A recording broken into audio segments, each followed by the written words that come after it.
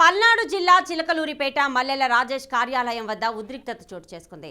చిలకలూరిపేటలో మంత్రిగా పనిచేసి గుంటూరు వెళ్లి పోటీ చేయడం కాదని ఇక్కడే పోటీ చేయాలని విడుదల రజనీకి రాజేష్ సవాల్ విసిరారు.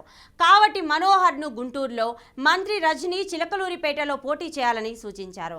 తనకు గాని రాజశేఖర్కు గాని టికెట్ ఇస్తే 20 కోట్ల రూపాయలు ఇస్తానని మల్లెల రాజేష్ నాయుడు ప్రకటించారు.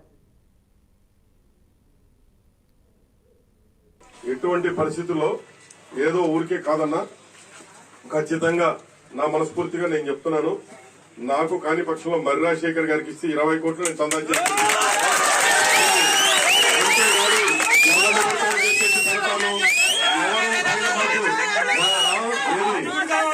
పైన సీఎం ఆఫీస్ కి పిలిచి ఎవరో ఇద్దరు ముగ్గురు చెబితే వినడానికి అంత భయపడటానికి కాదు. నియోజకవర్గం ఈసారి ప్రతి ఒక్క కార్యకర్తని బాగా చూసుకోవాలి, బాగుండాలి. మన కార్యకర్తలు నాయకులమే తప్ప తెలుగుదేశం అనేది కేసులు పెట్టింది చూపించండి. ఈ 5 సంవత్సరాల్లో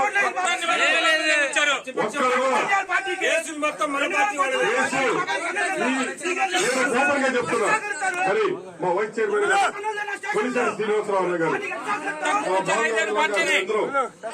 6.5 కోట్ల పైన తీసుకొని 3 కోట్లు ఇచ్చి 2.5 కోట్లు కొట్టి ఈ రోజు పోయి గుంటూరులో కూర్చుంది.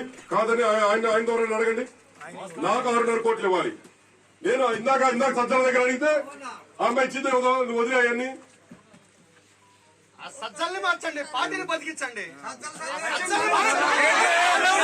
ఎమ్మెల్యేలు మాకొద్దు. ఈ రోజు గుంటూరు నుంచి ఎవరు వస్తారా, లేకపోతే విజయవాడ నుంచి ఎవరు వస్తారో మాకు అవసరం. చిలకలూరిపేట వ్యక్తిగా ఇక్కడ నేను ఉన్నానా లేదా అనే దానికన్నా చిలకలూరిపేట వ్యక్తిని, నిజమైన వ్యక్తి, కరెక్ట్ అయిన వ్యక్తిని పెట్టండి. నిన్న చిలకలూరిపేట వ్యక్తిని ఇచ్చారు. ఒక ఆడపిల్ల కష్టం తెలుసన్నారు, అదన్నారు, ఇదన్నారు. మీరు అన్నట్లే ప్రతి ఒక్కళ్ళు ఏదేదో పాటలు పెట్టారు.